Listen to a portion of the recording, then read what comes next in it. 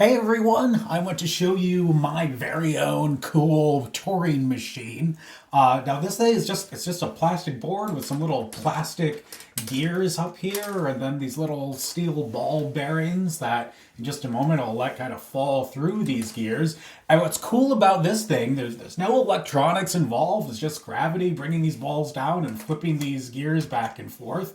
This thing can do just about anything, not just about anything, it could really do everything that your phone or your laptop could do. Only difference is you'd have to make this thing like the size of Texas or something for it to do all this because these little gears are a little larger than the electronic components in your laptop, but it's a complete Turing machine. You can set these gears different places and make it so that if you had enough pegs to put enough gears in here, you'd be able to make this thing do anything your laptop does. So I want to demonstrate how you can have something that just has really simple operations, that just has little plastic gears that just switch around like this, how you can get that to build up to do something that's pretty sophisticated and compute stuff. So I thought I'd start with the example that we've been using of a Turing machine that can add things up. Now, clearly this isn't the kind of Turing machine that we've been looking at thus far. So instead of a tape on which you can write zeros and ones, we have these little blue arrows here.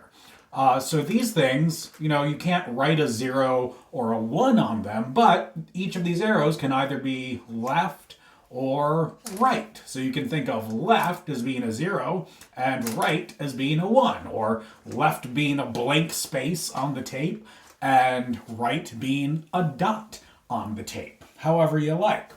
And so I've also labeled these arrows so you can see this one is labeled 1, this is 2, this is 4, this one is 1, this is 2, and this is 4. For those of you, and this is 8 down here. If you've taken computer science or some mathematics, you might recognize that I'm just numbering these using binary. So all this is saying is that when this one is flipped to the right, it indicates a 1. When it's flipped to the left, it doesn't count for anything. When this one is flipped to the right, it counts as a 2. When it's flipped to the left, it doesn't count for anything.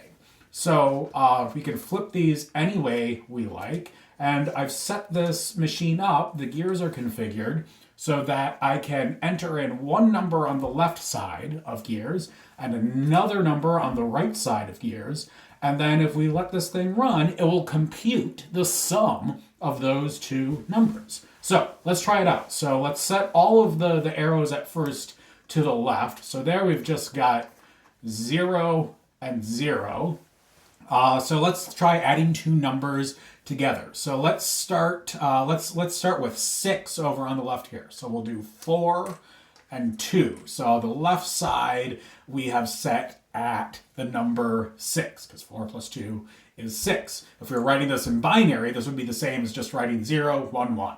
If you don't know binary, don't worry about it. So let's take 6 over on the left here, and let's add the number 4 to it. So over here, that's pretty simple. Boom, you just flip the 4 over there. So now we've got 6 on the left, and we're adding that to 4 on the right. And now the output that we're going to want to get out, of course, 6 plus 4 equals 10. So what we should see is that when we run this computer program, the output, the sum of our two numbers, that will display on the right column of arrows. And so we should expect it to display the number 10. So what we'll see is this 8 arrow flip over to the right and the 2 arrow flip over to the right. And then of course the 4 should flip back. So that we'll have 8 and 2, that equals 10. So right now, we've got our Turing machine in a particular state. These gears are just configured in a certain pattern, and we're feeding it a certain input. We've got blank 2, 4 over here, and we've got blank, blank, 4, blank over here. So it's in a particular state, it's getting a certain input, and now instead of running electricity through it, or anything else. We're just going to run these little metal balls down through. And what you'll see is that each time we go over the gears with one of the balls, the machine will go into a new state. And so what the balls do will depend upon what state the machine is in. So I'm going to start it off just by pressing down the lever here, and that will release a blue ball here up at the top. You can follow it going down through the gears. I'm just going to stop it there for a second so you can see that it started off in one state. That ball has fallen down through here and it switched that blue gear up there. So now the machine is in a different state. The gears are just in a different physical configuration. So the next time a metal ball drops through here, the output that it will create will be different because the machine is in a new state. So I'll release this ball and just let this go automatically, and you can see how it runs. All right, so now we're scanning down through here. Now we're in a new state, and we're going to scan.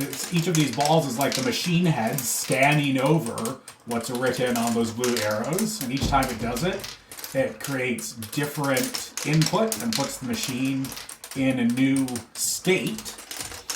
And it's just going to keep plugging along through here because these are just really simple operations, just flipping back and forth.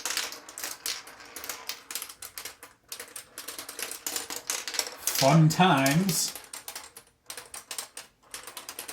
You can see why we try and make computers out of electronics rather than plastic gears and metal balls, because electrons tend to move a little more quickly than steel ball bearings. Boom! Oh, and that's so cool. The last one, the machine was in a state so that the last one gets delivered right here and it halts.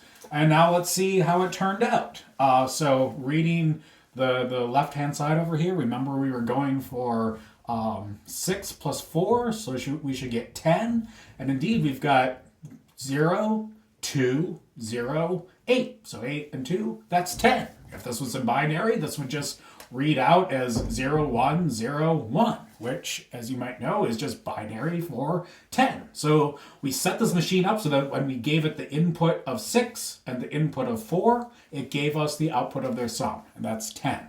And we could have done that with any combination. We could set any two numbers, and when I release those balls, it would have, boom, added those two numbers together. So here's a demonstration that if I can get something that's just a bunch of little plastic gears to add two numbers together and give me a sum, well, gosh, you could think, oh yeah, all I need to do is replace these little plastic gears with neurons in my brain, and those neurons can either be having electricity firing through them or not, and they can do the same thing. So there's your idea that your mind just is your brain, which is really just, boom, a Turing machine, except it's made out of neurons instead of being made out of little plastic gears.